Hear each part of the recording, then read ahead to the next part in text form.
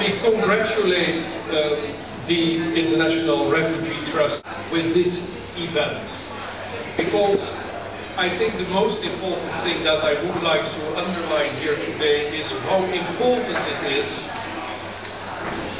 for the people in the region, for the victims of the LRA, that the message gets across to them that they are not forgotten, that in fact the world knows what is happening, and many of these people will never know. Let me say a few words first about the situation in the LRA affected areas, and then say a few things about why this happened and how it got so terribly out of hand. Many of you, during a very enjoyable walk through London, asked me, is it really as bad as they say? And in all cases I have to say, regrettably, yes, it is as bad as they say. The LRA is one of the most unbelievable killing machines that exists in Africa and in the world, for that matter. It is a movement that is specialized in senseless killing, in killing for the killing, which has no real political program. And in spite of 2 years of very intensive negotiations with them in Juba, from 2006 to 2008, where we have signed a long series of agreements with them, 11. Most of them I signed myself as well. All these signatures are completely useless, because in the end they have said, we retreat, we don't sign up to the actions by the African Union, by the UN, by the European Union, by the United States. We go back, we fight, and we will re-establish ourselves as the big negative force in the region. And what we have done in Africa, and I say we, in the first place, of course, the government of Uganda, but also IGAD and also the wider international community, we have created in Uganda a climate in which the North, the Acholi, were left out.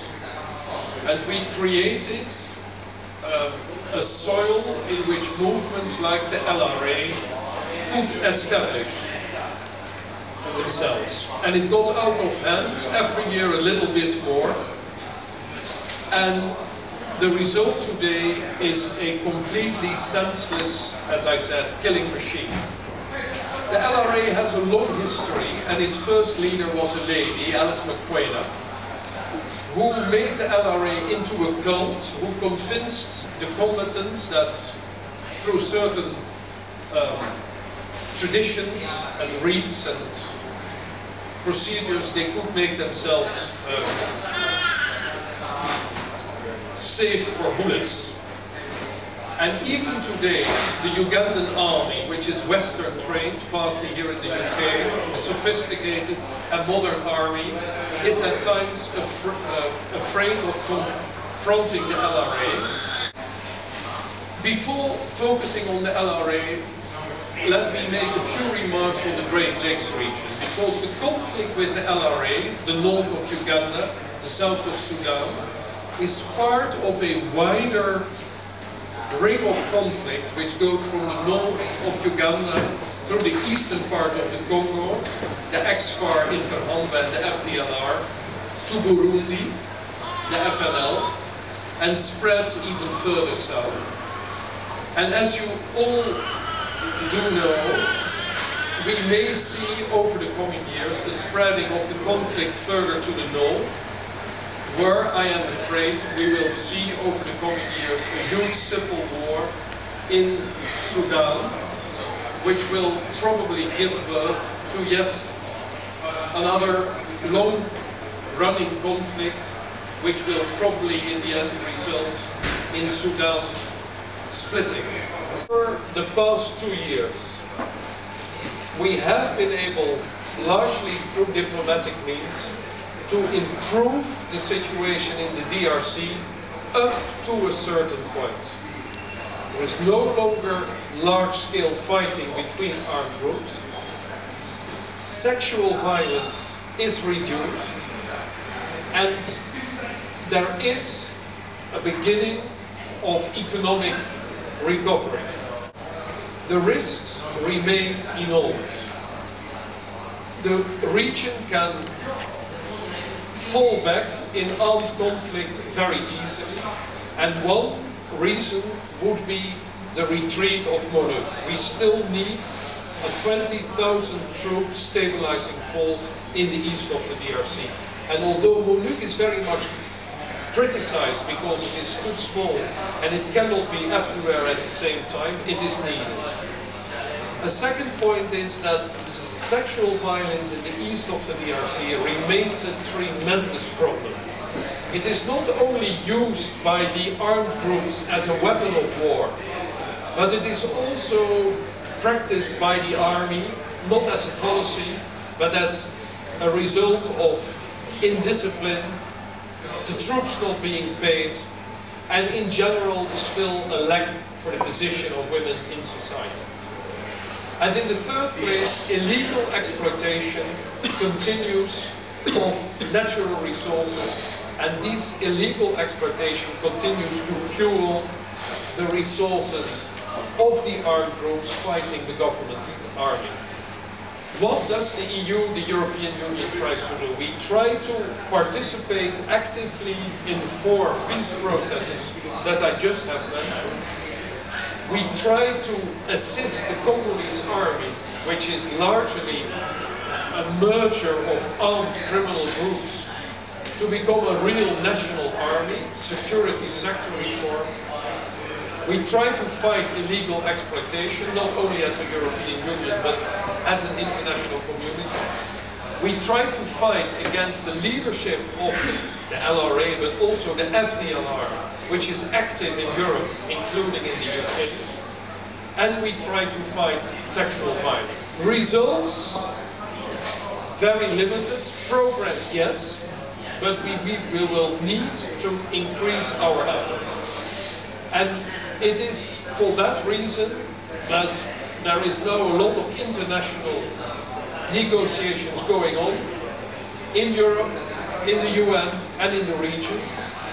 And I have to say that in spite of all the bad news that continues to come from the DRC and from Southern Sudan, I do hope that over the coming months we will see further improvements of in the east of the DRC.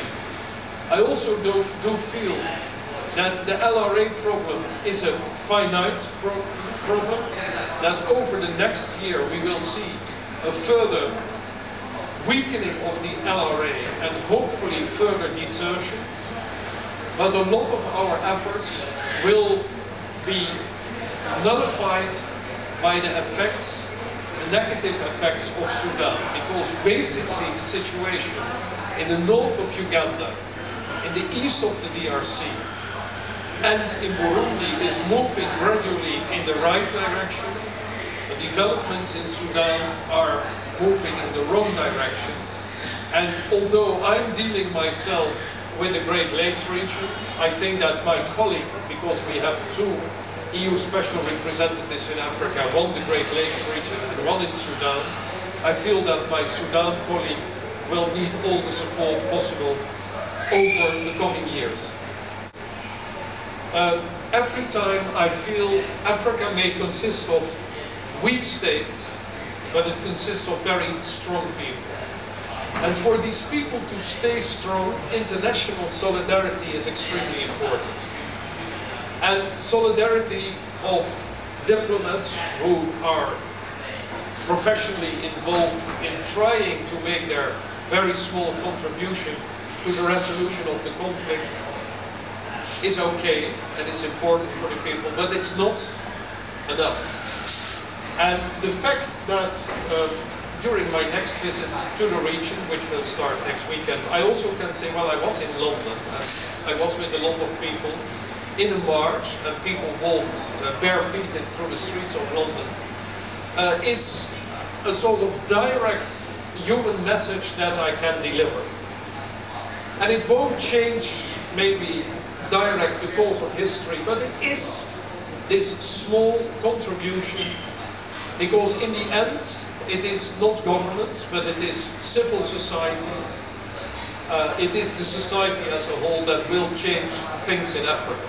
And I wanted to say that because I think you should see the LRA conflict also in the wider history of the African continent.